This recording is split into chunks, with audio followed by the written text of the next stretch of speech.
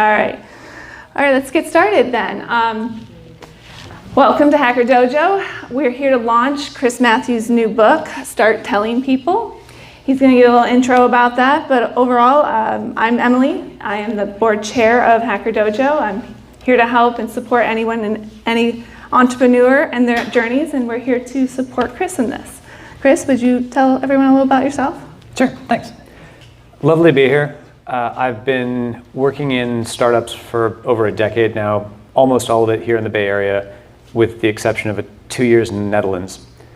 And through it all, from everything from hardware and software and consumer and B2B, I've seen a bunch of patterns in how early stage startups can approach marketing and make that transition, in some cases out of stealth, and other cases in those first couple years after they're out of stealth, and how those situations are pretty different than like standard marketing 101 textbooks.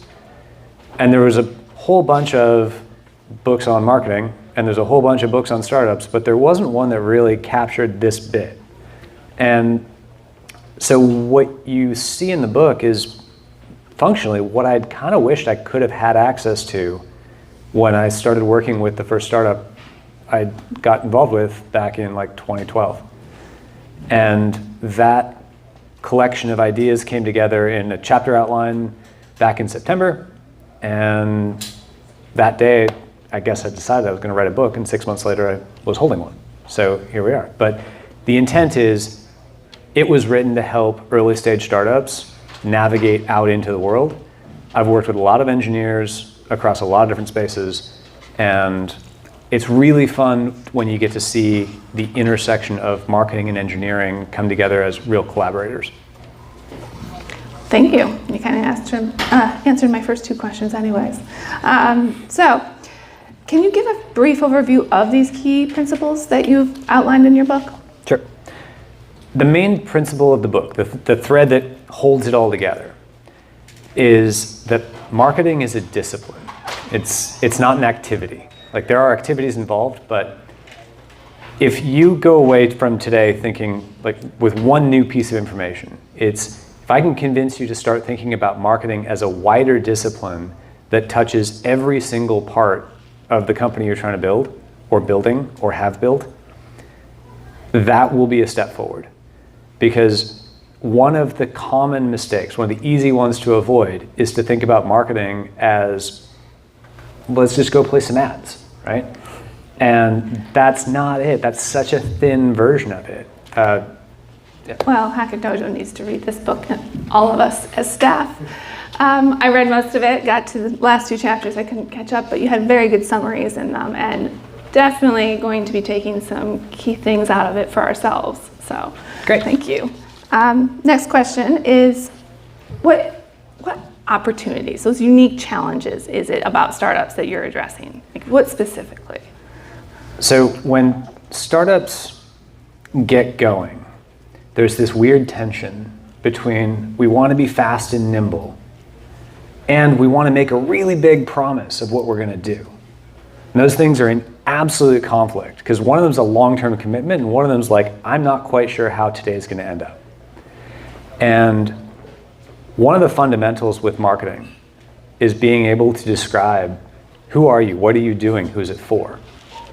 And your ability to define that and agree on it is super important, because that's kind of the thing that defines who you get to hire, right?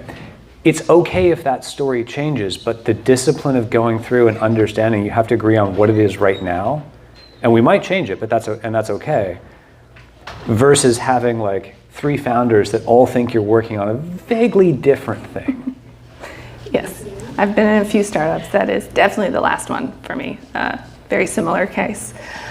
How about any case studies you've actually gone through? Can you give one of those real life stories of yours? Yep. So there's 2, and one of them actually relates back to Hacker Dojo if you go back far enough. But the most recent one, I was brought into Mayfield Robotics to be their first marketing hire. Started out as a consultant, and then they brought me in full time. This was a stealthy startup that had not launched, owned by Bosch. So it's part of Bosch's internal incubator. And they brought me in August and said, we want to launch this robot at CES in January. And you kind of do the math, you're like, you what? And so we had to very quickly figure out how we were going to make that transition happen from absolute secret, no one knew anything, to winning Best in Show awards from like Engadget, Wired, CES, CS Magazine, PC Magazine. And the reason we did it is the founders, to their credit, were willing to say, okay, how do we put marketing across the whole organization? How do we make sure everyone understands that this is now what we are all working on? And that went down to everything from, I grabbed all the prototypes that were all like on racks, dusty and broken, and took them all to a photo studio and got glittery photos of all these old prototypes, like 40 or 50 of them.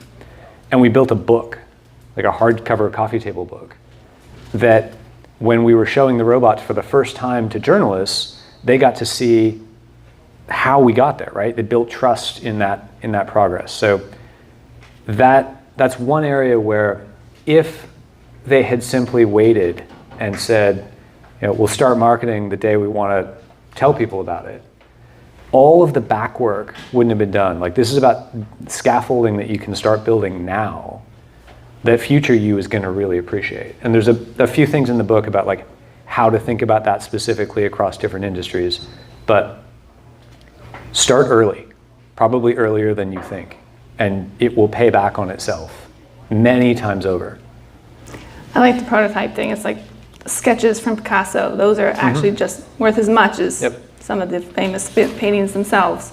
So this innovation you played in the strategy prototyping of these items. What more innovation would you say coincides with the startups that's different?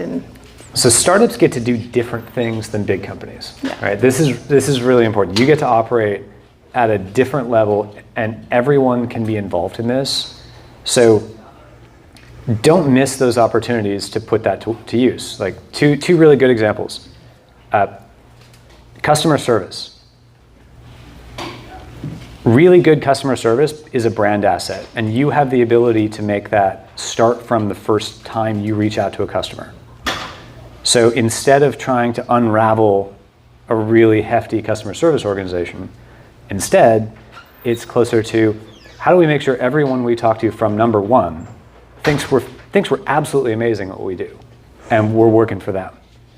So you can do that from the beginning instead of bigger companies that have very recently had to figure out, oh, how do we do this, right? Like, it wasn't that long ago that Twitter kind of replaced, or Threads, hopefully, replaced like 800 numbers, right? And then all of a sudden, all your dirty laundry was out for everyone to see.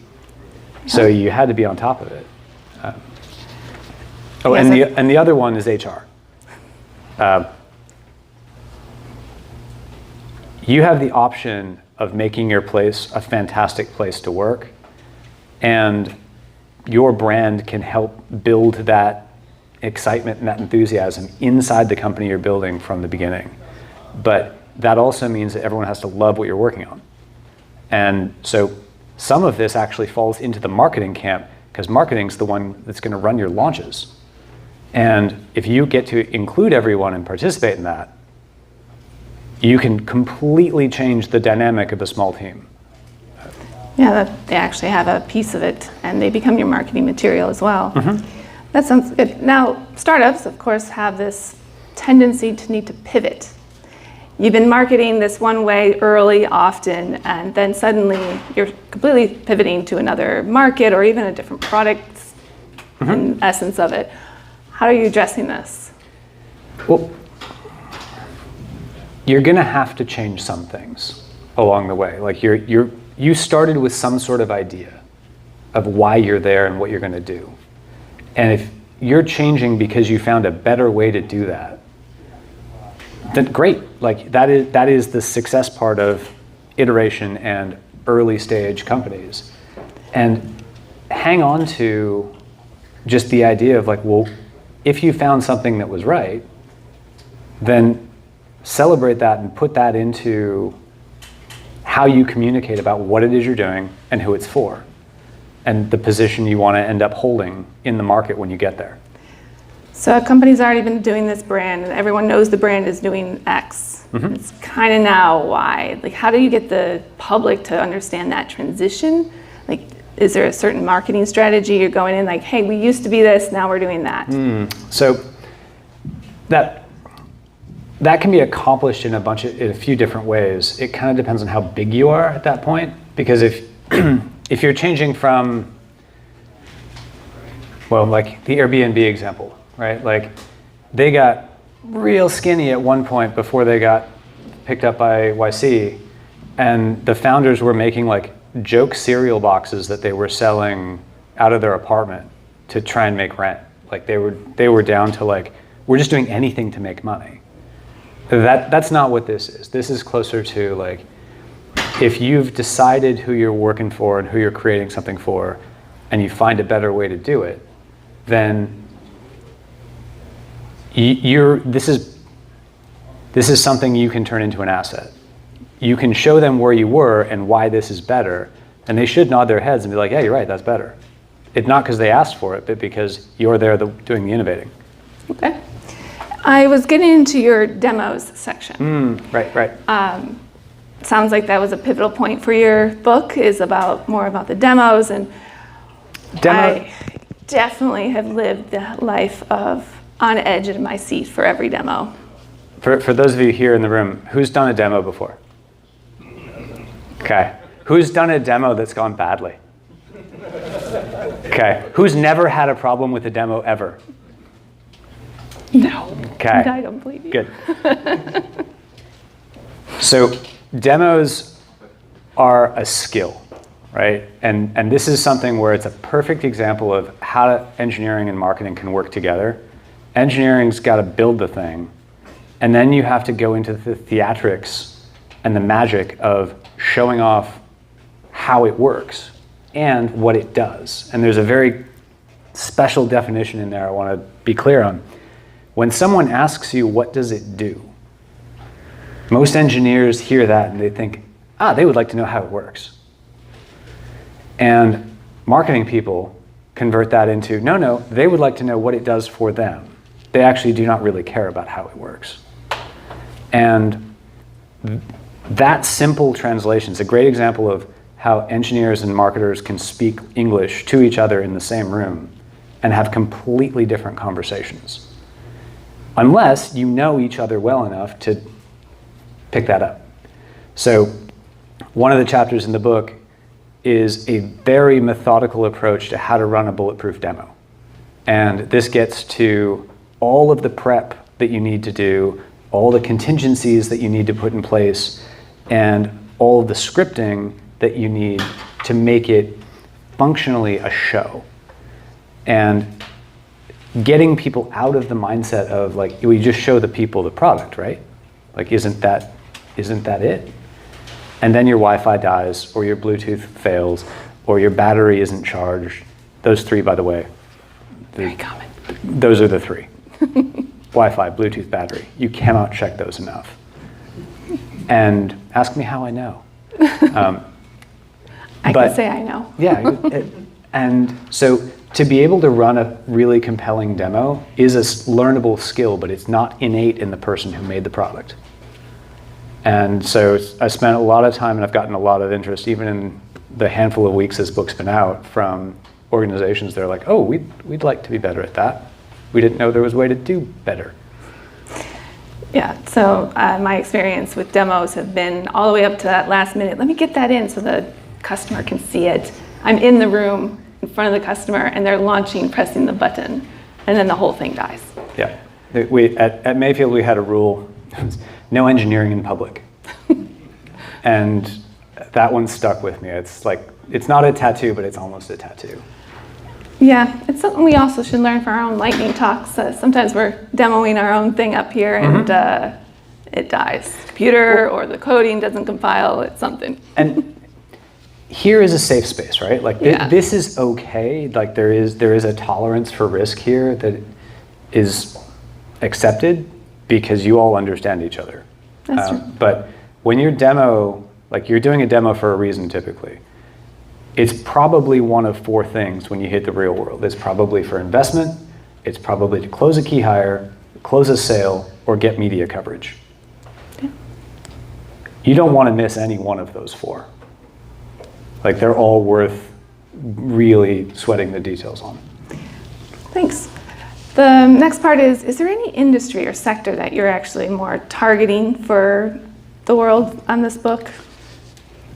This book definitely resonates more with not so much industries, but companies working on stuff that is brand new, like has never been seen before. The newer it is, the harder it is to put out into the world, but also the more opportunities you have to craft the space that you want to land into. And so this, like someone doing commodity work, like we're gonna make a new blue phone case, like, okay, there's maybe less here for that. But when you're actually doing something brand new, that's where this gets really interesting. Okay, thanks. That's pretty much our entire memberships here, and anyone else that walks in our door for the most part. Next question is about market analysis. We're entrepreneurs, we're engineers. We've never really done a lot of that market analysis. What is your advice, or how does your book talk to us about this? Data's a bit of a bear sometimes, right? Because like data doesn't care. It's just data. And the data is never the answer. The answer is sometimes in the data. The catch is that a lot of startups don't tend to have a lot of data, but you can go forage for it. And there's an incredible number of tools out there now that make going to get data cheaper and faster than it's ever been. Has anyone here ever gone to Google and typed in dataset : like, it's amazing the number of open data sets that are out there that you can just go get and put into Google BigQuery and start turning them around and compare them to other data sets, look at what you've got, but like, do not assume that there's nothing out there, because you don't have any. You can go get it. And so I actually got to interview a really close friend of mine for the book, for the chapter about data. He developed a whole black box approach to programmatic ads for a big agency up in the city. And like he's great at this stuff, but this is a good example of being able to use the fact that you're a startup and understand the data probably hasn't been collected for you perfectly, but you can go get it. And even things like surveys. You can do a national survey with SurveyMonkey or any other tool for like 1,000 people for a couple $1,000, and you'll have the results tomorrow.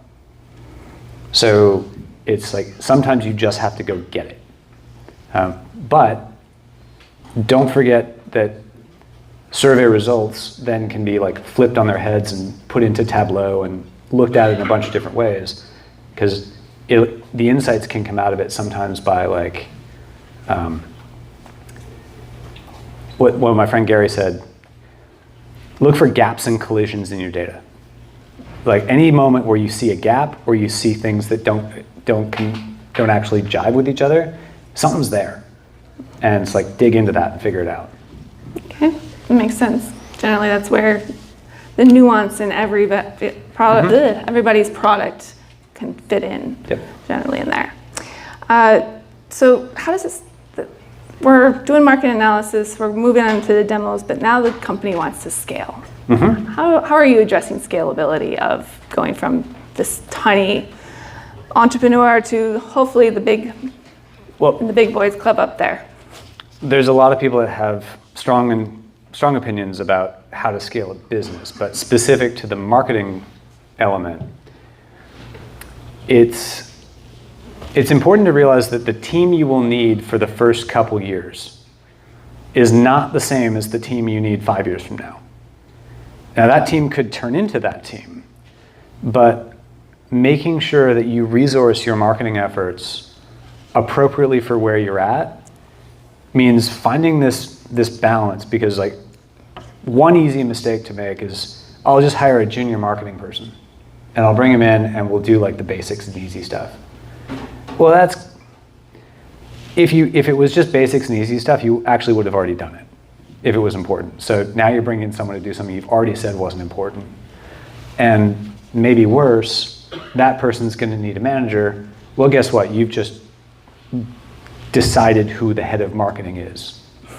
And you said you weren't going to do that. So push that one up a bit and say, we need someone who can be at that like strategic level and sit at the table with us as we make big choices, because marketing is going to touch every part of the business. It's going to be involved in things like who your suppliers are or where your next factory is. In my past, I've hired directly from bigger companies that have experience, but when they got into the startup, they couldn't really wrap their heads around that transition. What kind of characteristics are you looking for in a person that you want to be up there eventually, but right now experienced, but flexible? Someone who's got really good grasp of the most current tools that are out there and can use them, right? Like it might be someone who has a really good grasp of the Adobe suite, or someone who really knows Canva, or someone who really knows WordPress. Like they may have some deep knowledge on one of the categories of how to make stuff, right? Your content, your storytelling, or maybe it's PR and they're really well connected in that way. But someone who can do some of the work themselves, because that part of the work can then inform a bunch of other people that they can deputize. And that can be like people off Fiverr or Upwork. It can be someone from operations that's got a few hours to spare. But you need to have someone with an ability to get their hands dirty on the work and able to sit with you as the founder at a table and understand where you're going and really get the big picture of this. So you're looking for those two things, and they're out there. The piece about latest technology, that's a tidbit I will definitely take home. I've had in my past hired marketing, and I've been at a startup that we had no marketing. And actually they were about the same kind of product. When I was in the startup with the marketing early on, it was really hard for the leadership teams to jive together. How are those dynamics handled, and how do you discuss those in your book? Well, if you've got a marketing team and it's not jiving with the rest of the company, you got to ask yourself the hard question of why, right? Were they brought in with an expectation that didn't meet reality? Or did marketing get brought in to do something that is like more of a myopic idea of what marketing is, and you've got maybe a marketing person who's like trying to push you in the right direction and you're not hearing what they're saying. So like that specific is hard to pull into, but yeah, it's that dynamic of what's more important, the engineering work that I'm doing right now, getting the software out, or writing that article over for the marketing team. Yes. That's where it was always the tension. And there's always going to be tension in prioritization. Always. But it doesn't mean that engineering is always going to beat marketing. It doesn't mean marketing is always going to beat engineering. You have to, this is part of why if you bring marketing in as a discipline and not an activity, someone from marketing or someone thinking about marketing was at the table when you were setting priorities. And if they're not there at the beginning, it's really hard to inject new priorities midstream, which may be what you run into. Definitely. It was a different experience from having one with a marketing team and one with none. And that was more of an organic, bootstrapped company that slowly took their time to get succeeded, but it took some time. What do you have for advice for aspiring entrepreneurs in this world of just looking out and developing their own marketing strategy? A lot of us don't have $2,000 in the bank to do a market analysis or even talk to someone for $400 an hour. So good places to start, especially if you're by yourself, or if you've got like just two people or like really small, is can you write down your vision and your mission and your core product identity? So like, here's what the world's gonna look like when we're successful. That'd be the vision. The mission is like the pieces we're gonna put together to get to that happening. And then the core product is like, what do we say we make? And those can be a sentence each. They don't have to be like flowery and poetic, but you should agree on what those are. You should be able to write them down. And you can change them later, but getting core alignment on those things help you make so many other choices in the future, because the next one you've got to make is what position in the market do you want to hold? And how do they, I mean, now we have it internally. The two of these founders decided all that. How do they get their word out? What simple ways do you recommend them to start their own branding, getting their name out there? Well, if you want to get your name out there, like do something to the public. Start telling people apart. Right, let's start telling people apart. Okay. So that means the most fundamental thing is consistency. And so let's decide early on things like, even some basics, like what color, what font, what's our logo? Like, because you've probably had 3 logos by now and they all might be very similar, but like pick the one, delete the others, put them in a folder where you can't accidentally make a mistake. Be super consistent about how you talk about what your company is doing and where you're going, because if you talk to a TechCrunch reporter about it and your co-founder goes and talks to a Verge reporter about it and they say different things, well, you're in a bad spot at that point. You're going to have to unravel some of that. And so anything that you want to put out in the public, make sure that your team, even if it's a small team, agrees that yes, that's the right way to do that, and that you would all do it the same way, versus like having your kind of personal spin on stuff, because that consistency is what will build trust. And what you need early is trust. Okay, thank you. Consistency in messaging. That's another thing we're also working on in Hacker Dojos. We're trying to build some grants and we need to have that consistent message, so everyone, we don't have to write them too often.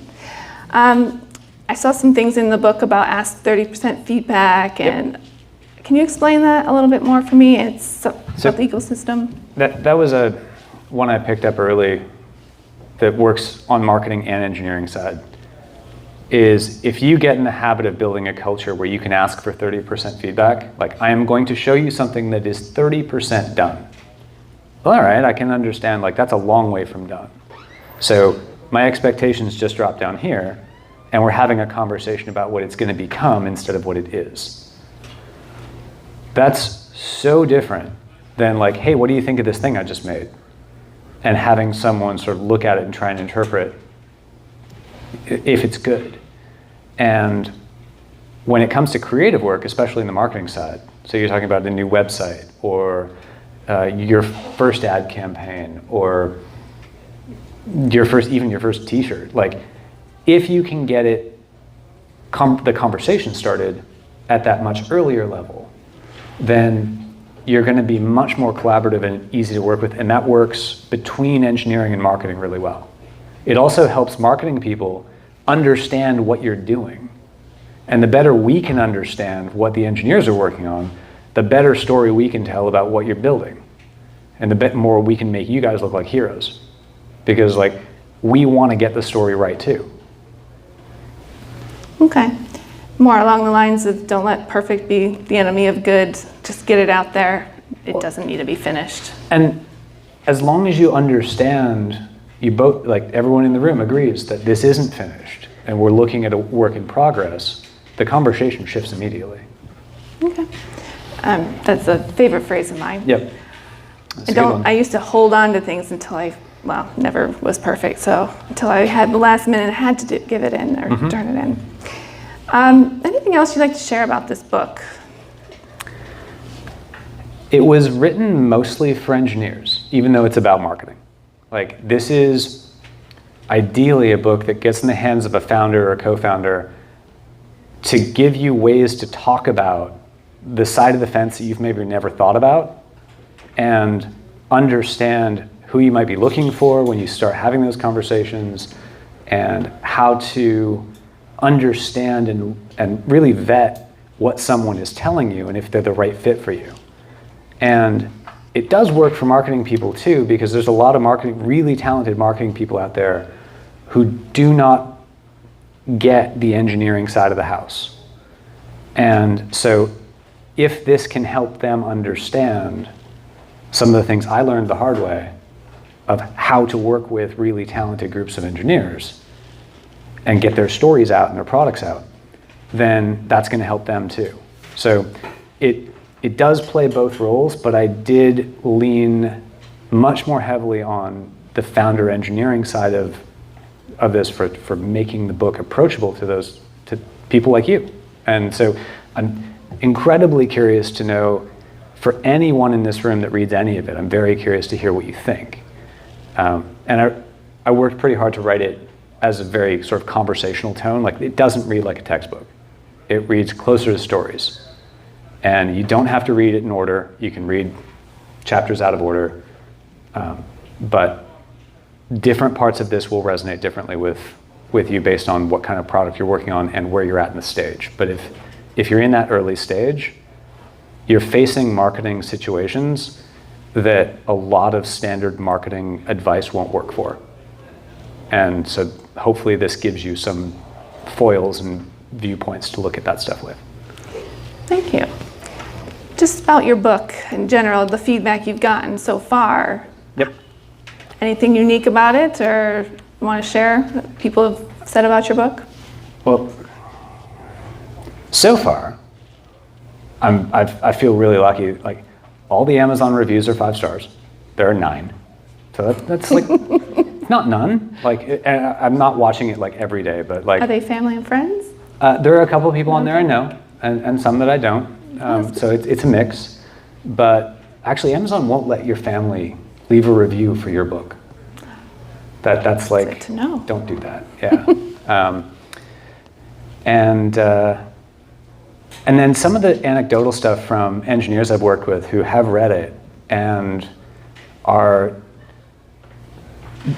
giving me feedback that, yes, this gives me better ways to think about like how marketing and brand impact other parts of the business that they'd never thought about, like customer service or like culture, and how impactful that can be. So it has been validating that a lot of this, from an engineer standpoint, is like, this makes sense. Okay. Well, thank you. I have just one more question. How can we help you? This audience, our organization? Treat marketing like a discipline when you start. Like, I want to go back to like one little metaphor there to help make that clear. It's kind of like skiing. You can go skiing for the day and have fun, but if you want to be a pro skier, you probably started when you're 3, and skiing is just every part of your life. It's your nutrition, it's your weekends, it's your understanding altitude, and you're understanding different equipment nuances and competitors, and everything about your life is related to that even when you're not doing it. So if you understand marketing as a discipline and bring it in early that way, it will change the way you make some early choices that will make your future lives hopefully a lot better. So that'd be the one. And then the other is, if and when you read the book, please let me know what you think. I'm very open to feedback. I love talking about it, and I'd love the feedback, because you're exactly who I wrote it for. Thank you. Other than Amazon and now at Hacker Dojo, where can you buy the book? Those are the 2 locations? So yeah, Amazon has the book and the Kindle. By the end of the summer, I'll have an audiobook. So I'm going to the studio to record that. Okay. So I just booked those dates this morning. And you can grab one. If you grab one here tonight, it's $20, which is the same as on Amazon, but I'll kick back $5 of that back to the dojo. And then it is available to bookstores and libraries if they want to order it, but they have to proactively order it. All right, thank you, and thank you for the kickback to us on that. Definitely appreciated. Now we're opening up to the floor. Any questions out there? Ken, you want to come up? I'll have John walk around the room. And thanks for having me here to do this. This is super fun. I enjoy this. Good, good. The 30% thing was really very interesting. So you just have like a prototype. So I'll send an email confirmation or text. Just kind of proof of concept, even not even that. That's the kind of stuff you mean for the 30%. Well, yeah, like if you're seeing a prototype or you're seeing wireframes of a website or you're seeing a Figma sketch of a app design, like understand that you're not looking at the final product. That's not the right color. It's not the right font. Stop talking about that. Yeah, like, you don't have to make it fit on all these sizes of browsers. Yeah. It's just whatever Right. you have. Yeah. That kind of stuff. That'd be nice.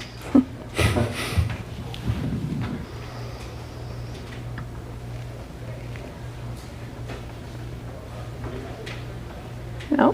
Who's next? Over there. Oh, Way over there. couple. Sorry. He was just there. You were talking about when to hire the marketing person for your startup, Mm-hmm. but I wasn't really clear on at what point you think that happens. Are you still doing, you mentioned that it sounded like for some of these startups, they already had a product, and it was just going to be a few months before it was unveiled. Is that the right time, or should you be doing as part of your beginning team? It depends, but what the one counsel I would offer that you shouldn't do is wait until you're ready and then hire marketing or start marketing. So like there is some early foundational work that has to get done. If you happen to know the day that you would like, say in an ideal world, the day you are launching a product or the day that you want to tell the world about it, somewhere in the like 6 to 12 months before that is a good rough timeline of how long would it take to set up long form interview with like a couple really good reporters and give them access early so that they can have a great story when you launch. How long would it take to book the space at CES that you're going to need, not just the display area, but like your hotel rooms and your restaurants and everything else. Like think about some of that work happening months before and give yourself the leeway of getting that done so that you're not panicked at it. It doesn't mean that you necessarily hire that person at that time. Like you might be doing this with a consultant and half time of one of your founders if they're a really good storyteller. Like if you or one of your founders is the stronger storyteller, that's your start for marketing. But part of this with like when and how do we start marketing is like, it's not really a when question. You started the moment you started the company. And it's all about how. So at least months before, and then it's going to be situationally dependent on whether or not that's someone you have to bring in, or an agency, or a freelancer that you can pull in as a consultant first and then maybe move to full time.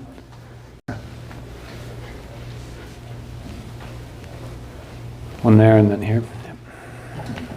Hi, one kind of divide between engineering and marketing is on costs. Marketing often has no cost to figure out where to position a product, or they have to get it down to position a product where I think they'll sell. Engineering has often other ideas of cost and don't necessarily want to be pinned down. Have you encountered those situations, and how did you, I guess, get them to work out? So let me make sure I understand that. So like how does marketing budget compare to engineering? Is that? Let's see, engineering might say, it's going to cost what it's going to cost, the customer's got to pay it. Marketing says, I got to have a certain price point. I see. So more like, how do you do pricing and market strategy? And getting both sides, on board. Yep. In a harmonious sort of a way. The sooner you both understand the world, the better, more likely you are to be aligned, right? Like if engineering just tosses the product over the fence when it's done and says, hey, it's $1,000, and marketing comes back and says, well, we've never seen this before, and everyone else in the market is 300, we have a problem. That's a rough time to figure that out. But if marketing was at the table early, I guess this kind of goes back to like, if marketing was a discipline from the beginning, you had that conversation before engineering had the prototype, or you had like done any sort of work towards something that wasn't going to be market sustainable. So I would hope you just avoid that situation. In the advent that you don't, you do run some pretty big risks of taking a product to market that doesn't have product market fit. And pricing is one that can get you, like real quick. So I think your question invokes more of an inspiration that like, you really shouldn't surprise anyone in your executive team with something that is a complete non-starter in the gears of your operation. And pricing is certainly one, but hopefully you've thought about that early enough that you know what your target is, and there's a reason that you set that target. Yeah, so I'm starting a company. It's a hybrid software and to physical product company, and I've had a pretty broad and deep career, but I'm always fearful of what I don't know. And so I tend to bring folks in early, but at the same time, it's really hard to allocate activity, especially with as you bring someone in who's ostensibly an expert, but is not expert in what you're doing and how they choose to allocate or grab budget. And so, do you have any guidance around that, or is that still like a touch and feel type of process and using prior experiences as a crutch for judgment? Well, the nice part about this is that the definition of marketing doesn't really change. It's the right message to the right person at the right time. And that's really it. And so to the extent that your product or your market requires certain costs or certain expenses, like whether it's not just how you advertise, right? It could be your partnerships, it could be things like retail strategy in some cases, it could be things like your PR strategy. All of that should be in the service of right message to the right person at the right time. If you and your marketing, whoever is thinking about marketing choices, keeps coming back to that as a touchstone, you should agree on what you're trying to accomplish. And then you can have a discussion about whether or not the tactics are the best ones for right now, or whether you need to like, no, we want to do that, but we can't afford it right now. Like, we must find something cheaper right now, but we will do that in 6 months or a year. That's a totally viable response. And it pushes you back to, okay, well, how do we get the right message to the right person at the right time now? And maybe that means you scale back the number of people you want to reach. Or maybe it means you scale back the number of markets you're going to be in at launch. But don't compromise on the thing you're trying to achieve.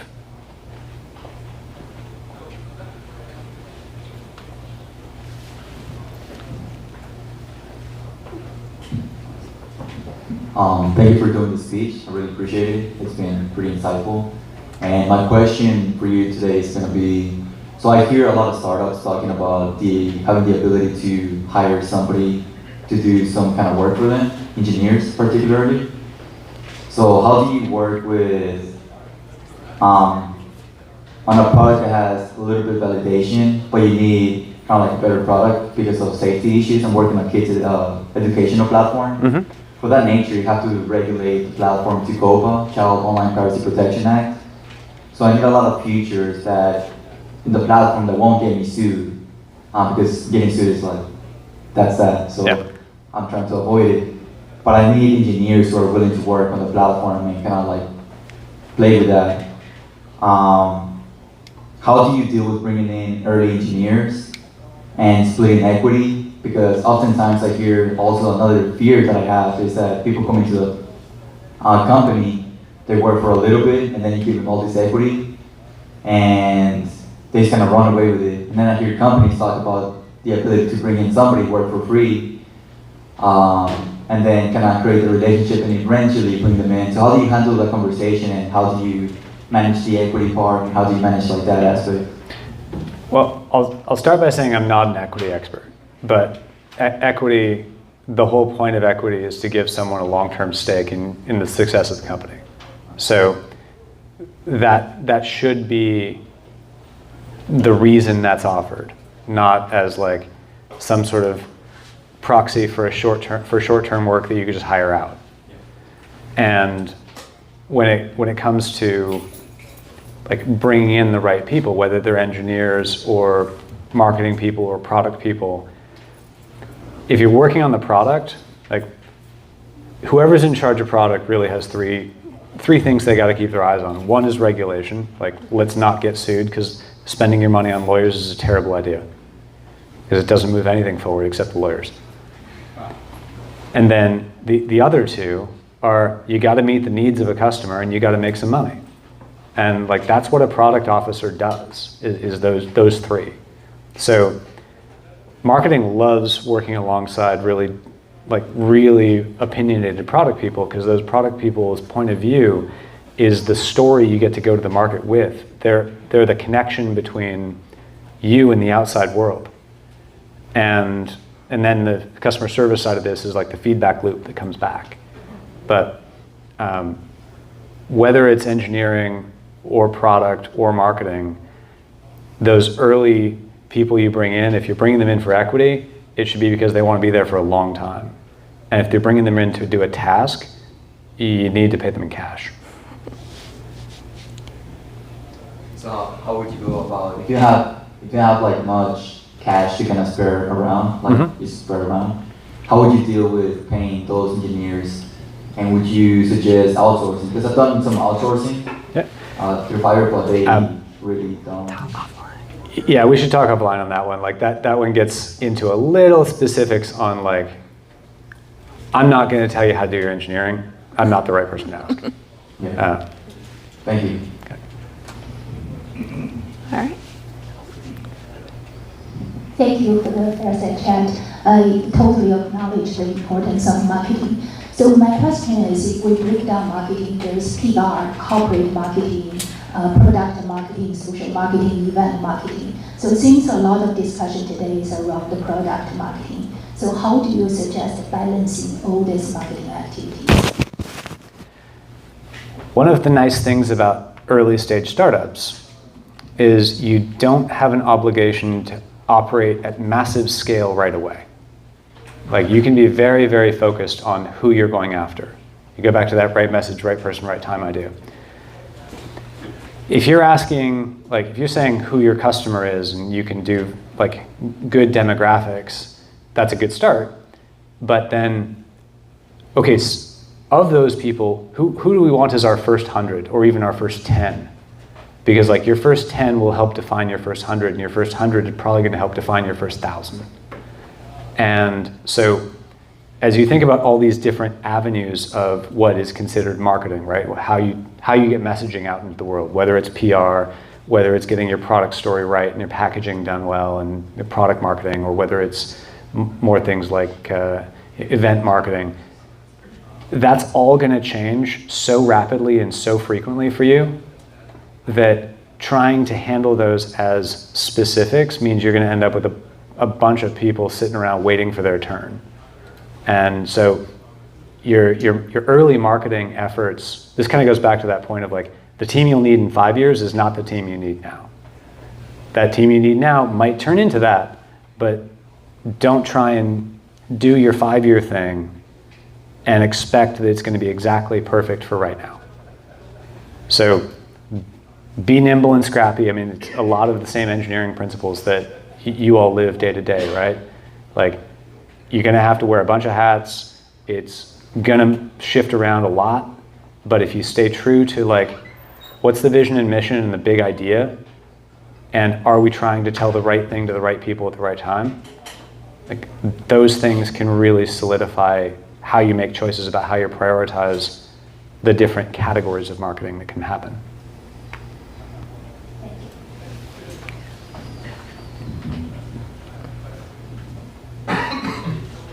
I'll take it, Joe. All right.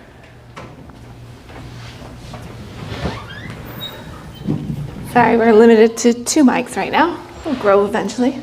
Well, thank you, Chris. This has been great. You're welcome. Thank you. Definitely something we love to prop up are books like this, and it helps not just you, but our own members, our organization, and our community in general. So Great. thank you. Really appreciate today. And thanks for the work you do here. Like, places like this create really fun companies. Yes, they do. All right, thank you. Thanks.